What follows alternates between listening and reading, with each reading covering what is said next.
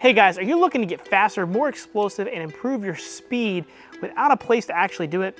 This is going to be a video for you to help you do just that, and everything you're able to do you can do from home, outside, in about 15 to 30 minutes every single day to improve performance. Let's talk about it. Hey guys, Brandon Spillane here from Thirst Gym, and I'm going to give you 5 drills and activities that you can do from home with just your body weight to improve your speed and performance. Now, you are going to have to put the work in. I want to give you some recommended sets, reps, times, distances, all that kind of great stuff to help you map out your way that you can do this. But just understand that you don't have to have a strength and conditioning based facility to do these activities. If you can get outside on a road, a hill, some open space, a field, anything like that to be able to do these drills, I guarantee you, you're going to get faster, more explosive, and be a better athlete. Let's see what those 5 exercises are. All right, the first exercise and drill that we're going to talk about are going to be A-skips. And now, while they are not sexy, they are a great running mechanics drill that I highly see botched in younger athletes. And this exercise is really going to help you work on your front side mechanics or your drive phase and your acceleration mechanics that you need to be fast. Many times, sprints, races, first person to the ball, first person to score the shot, get down the court, you name it, is usually the athlete that can accelerate from stop to go as fast as possible. And A-skips are going to be a drill. They're going to teach you quality running mechanics so that you can get your knee drive up, foot into the ground hard, and get a quality forward lean to help that acceleration mechanics. A-skips are something that I see personally botched all the time with youth athletes. And when I go to implement drills with kids, A-skips are something that I really like, especially if we need to work on those mechanics. And as these mechanics improve, athletes get faster, they produce more force into the ground, and lets them do what they want to do best, which is beat other people to other objects or to other things. And so I think the A-skip is a multifaceted exercise that you can use all the time. If you're not good at them, I'd recommend just starting off doing 3 to 5 sets of about 10 to 15 yards of A-skips every single day that you happen to go out and do some kind of training. Once you get really good at them and master them very well, then they should just be part of your dynamic warm-up, something that you can always do every single day that you go to do any kind of strength conditioning or speed-based work. And again, do them for 10 to 15 yards for 1 to 2 sets just to elevate your heart rate, get things feeling good, work on your mechanics while you're warming up, and get a nice 2 for 1. But in the meantime, work on your A-skips. Again, 3 to 5 sets of 10 to 15 yards as your main staple exercise for the day in terms of your running mechanics, and watch yourself immediately get faster. Let's see what the next exercise is. All right, the second exercise we're going to talk about is going to be bounds and different kinds of bounding activities. Now, I'm going to kind of lump several things together here, so there's not just one, because I don't know what sports you play, but being able to bound in different variations and planes can ultimately help you be a better athlete. If you're an athlete that needs to move side to side very well, then I'm going to recommend doing lateral bounds here. Working on producing force from side to side, sticking your landings, owning your balance, owning your body in space, and be able to produce force from side to side is going to help you change direction better, make those cuts, get around picks, get to balls faster if you happen to need to change direction. The other thing I'm going to recommend are straight leg bounds.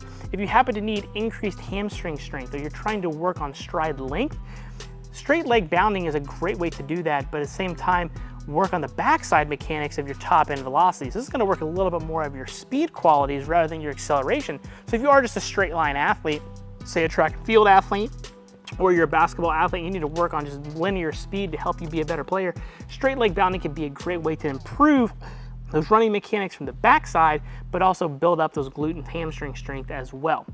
The other thing you can do is just regular bounding, forward bounding.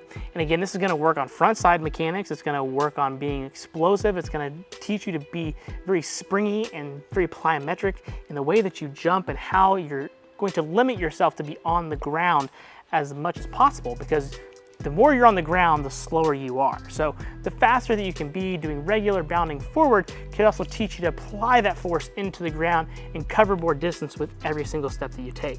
So ask yourself, what sport do I do? Pick the bounding activities that work best for your sport, and if worst case scenario happens and you play multiple sports, just do all of them in some kind of capacity throughout the week, and that way you're make sure you're going to cover your bases. If you're doing lateral bounds, my recommendation is to do 3 to 5 sets of about 5 to 8 reps per side. Really focus on sticking your landing early on, making sure you have balance and coordination to be able to own those skills, and then as you get more advanced and you understand the exercise and you get better at it, then you could do them more plyometric-like or more bounding-like, where you're going back and forth and really trying to stay elastic and springy. If you're doing the straight leg bounding versions, this is where you're probably gonna wanna do 3 to 5 sets of 15 to 25 yards. Do this for longer distance, really trying to push yourself through the floor, through the front part of your foot, and you're really gonna start to feel your hamstrings engage. It's gonna make your hamstrings really resilient, and again, it's gonna help your overall running mechanics. And then just regular forward bounding, again, is gonna work on your front side mechanics, gonna help you with that acceleration a little bit more, but at the same time, it's also just gonna work on creating some elasticity throughout your whole body, and again, continue to work on your running mechanics running in a linear fashion. And the same thing, 3 to 5 sets of 20 to 25 yards is kind of a good place to be because you will be covering more distance with these. So implement bounding without a doubt, regardless of where you're at. Just pick the one that works best for you. Again, this is another thing that once you get more advanced at them, you can start to implement them as part of your warm-up before you actually go to do other plyometric and speed agility based drills. All right, exercise number 3 are gonna be staggered stance jumps or split squat jumps. Really kind of depends on which one you want to do. I recommend starting with the staggered stance jumps first and then progressing to the split squat jumps. But this is gonna let you be able to train your explosiveness from a single leg pattern vertically into the air, and you're not gonna need any kind of objects to be able to do it. This is gonna help you work on what's called rate of force development, creating as much force as you possibly can from a dead stop position. And for many athletes that are looking to improve that explosiveness, that power, that first step, you're really talking about improving rate of force development, how much force you can push into the ground in the least amount of time as possible, and that's gonna help you accelerate, jump, move forward, do things very athletically, but again, have that great first step. With your staggered stance jumps, this would be kind of like a main exercise that you could do at home once to twice per week, doing anywhere from 3 to 6 sets of about 4 to 6 reps per side. You're still gonna be jumping off both legs, but you're gonna have one leg that's doing majority of the work in this case, and then you're gonna stick the landing for each rep. I recommend doing this again with dead stops on each rep because we're trying to focus on rate of force development, being explosive. We're trying to up the intensity and make this somewhat challenging. If you do want to do them ballistically to where you're just landing and continuing to go, that's completely fine. You can certainly do that, but if we're talking about rate of force development, own the stop on each one and then continue to go again. The next progression from that would be split squat jumps, which is gonna be a wider based stance position. And this is basically gonna be a lunge, but we're gonna jump as high as we can, and the same thing. We wanna stick the landing, own the position, reset, and go again, working on that rate of force development. And this is really gonna force you to work hard on that first exercise and that first leg that you're doing on the activity. All right, so the next exercise we're gonna talk about are gonna be tuck jumps. And I really like tuck jumps because you can do these without any kind of equipment at home, and they simulate doing hurdles and box jumps, but you can also do them in space. So the great thing about the tuck jumps is you're gonna work on hip flexion, but you're also gonna work on hip extension at the same time, and you can actually do these in a rhythmic based fashion, unlike the other exercise we talked about working on rate of force development, but this is gonna be working on being more springy and elastic. So something like this, you can do this in space moving forward, so you can do 5 or 6 jumps moving forward in space very slowly over time, or you can just do them standing in one specific spot, jumping and trying to stay as ballistic as you can. You really want to pull your knees up as high as you possibly can during the exercise, and then trying to still jump as high as you possibly can, and just make sure you're staying on your toes or the front part of your foot for the majority of the time. This is again going to make you more elastic and springy and be a better athlete, but also at the end of the day too, you don't need any kind of equipment for it. If you really want to up the ante on this, you can also focus on doing these up a hill if you happen to have access to that. That's going to help you work on getting forward more or producing more force to jump forward, so it's going to be similar to a broad jump, but you're still working on vertical displacement rather than horizontal displacement. But because of the way the hill is going to be oriented as you jump up it, you're going to have to stay on your toes more, which is then going to help you put more force into the ground and develop your Achilles strength and being more ballistic as well. So give these a shot for anywhere from 3 to 5 sets of 5 to 8 reps per jump. Again, you can do them statically in place or moving forward depending upon what you have access space-wise for the exercise. All right, the final exercise I'm going to recommend, which is very obvious and probably should be, for lack of a better term, pretty dumbfounded if you aren't doing this to be faster, is doing max effort sprinting. So find an area that you can sprint anywhere from 10 to 25 yards, and that's going to be kind of the sweet spot to work not only on acceleration, but then you can also get some top-end mechanics done as well. But you really have to be in a pinch. As long as you can get 10 to 15 yards to work on acceleration-based stuff, you should be good. And again, just like with the previous exercise, if you can find a hill to do hill sprints, that's going to be even better because again, it's going to work on your forward lean mechanics. It's going to help your acceleration mechanics and help you be faster.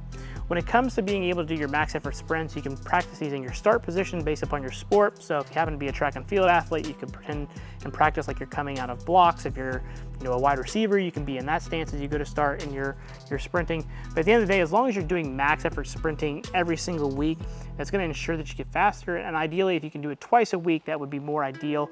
One day on the front end of the week, that's really focused more on the acceleration piece, so much shorter distances, 10 to 15 yards. And on the back end of the week, you could focus on longer distance sprints, anywhere from 25 to 50 yards if you can find that kind of space. And that can help you work on your velocity-based mechanics. So again, the nice thing about sprints is you don't need a whole lot of space to be able to work on the acceleration part of it. So if you're gonna do 10 to 15 yard sprints, ideally you're gonna wanna do 7 to 12 sprints in any given session. You're just gonna wanna make sure you build up over time. Don't start off just doing 12 sprints out the get-go.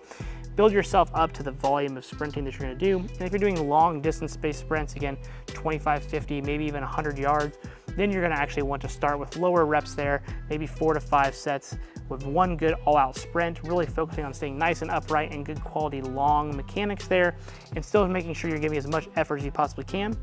On your sprints though, make sure you're giving yourself ample rest. Whether you're doing the short distance or the long distance, I usually recommend 2 to 3 minutes of rest between those reps, because you want to make sure you're giving all out effort to every single sprint. If you're doing them while you're tired, then it becomes a conditioning exercise, not a speed and agility based exercise. So again, focus on your rest, good quality repetitions, still trying to put as much force into the ground as you can. And based upon what you have access to, hills, short distance, long distance, can give you an idea of where you can do these, but also give you the structure that you want and what you're looking for. So again, if you're gonna do these, I'd recommend twice a week, one in the front end of the week, one in the back end of the week, starting with your acceleration-based stuff, usually more drifted towards the front. That way you can get more quality reps in at your starting. And the end of the week, focus on your long sprints that you got the weekend to recover, because if you're doing other stuff during the week, that may begin to hinder some of your recovery. So you can get those nice long duration sprints, ample rest, and then after the weekend comes around, you should be able to focus on your acceleration mechanics again. So just make sure you're doing high quality, max effort sprinting. Again, I think that's the most important thing you can do if you happen to be training from home. That's going to wrap up everything here for today. I wanted you to make sure that this is all stuff that you can do from home with minimal amount of space. You might have to find somewhere that you can go run, but at the end of the day, you should be able to do these all primarily in your front yard or at a park or something of that nature. And the way that you're going to sequence things is just going to be depending upon what you actually need as an athlete. So you can take some of those first couple exercises we talked about in terms of being your actual warm-up. So it's going to be very athletic based. It's still going to help your running mechanics and your explosiveness. And then you can actually drift into some of these jumps and sprinting based activities that you're going to do. And then you can do a general cool down with a light jog and you should be good. These workouts should only take 20 to 30 minutes from beginning to end, because again, you don't have any kind of equipment. You just need some space and some quality rest. And the key thing here when it comes to speed, agility, and plyometrics is not to make you entirely worn out and exhausted. You want to make sure you can give high quality effort to every single exercise that you're doing within the training program that you're going to lay out with these 5 exercises, and then make sure you're giving yourself ample days of rest in there as well, so that you also want to do these every single day. Ideally, Monday, Wednesday, Friday, 3 days a week of using these 5 exercises should be enough to help you be more explosive, more powerful, and improve your speed for regardless of what kind of sport that you play. And you're not only going to be able to do it all from at a park or just in the front yard of your home. So if you happen to have any questions, just let me know in the comment section below. I'd be happy to help you out. Make sure you like, subscribe, and I'll see you at the next video.